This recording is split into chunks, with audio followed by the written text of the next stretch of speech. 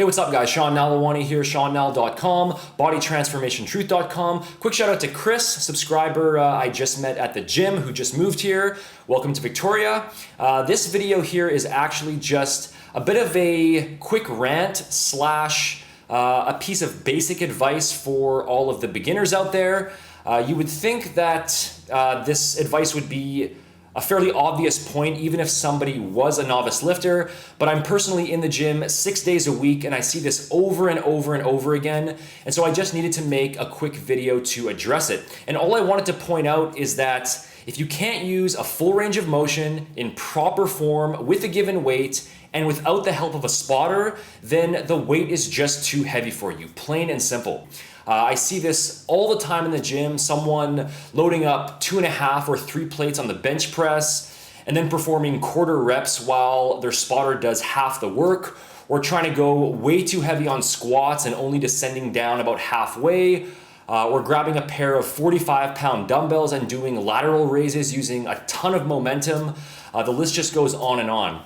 First of all, using a heavier weight at the expense of proper form is not helping you build muscle faster. Your muscles don't know the difference between a 300-pound squat and a 200-pound squat. The only thing that they experience and respond to is how much tension they're being placed under. And using a weight that you can handle in proper form for a full range of motion and with only a small amount of natural momentum, that's gonna help you maximize tension on the muscle, and that's gonna help you maximize your size and strength gains.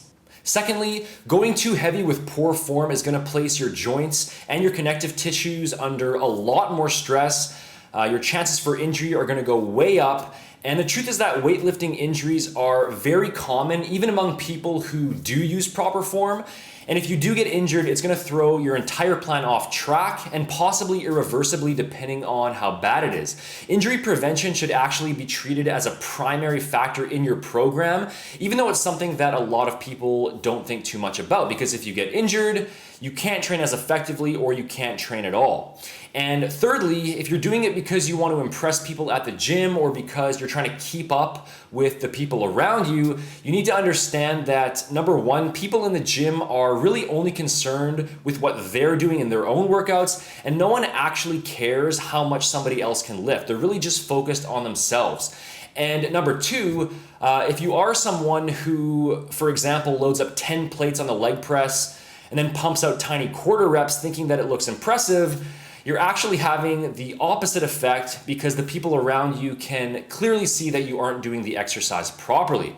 So don't be one of these out of control, ego lifting guys at the gym. It's not helping you get better results. It's increasing your chance for injury, and it doesn't impress anybody either. Select a weight that you can use in proper form for a full range of motion, focus on gradual progression over time, and eventually you will be able to lift those very heavy weights, except that you'll be doing it properly.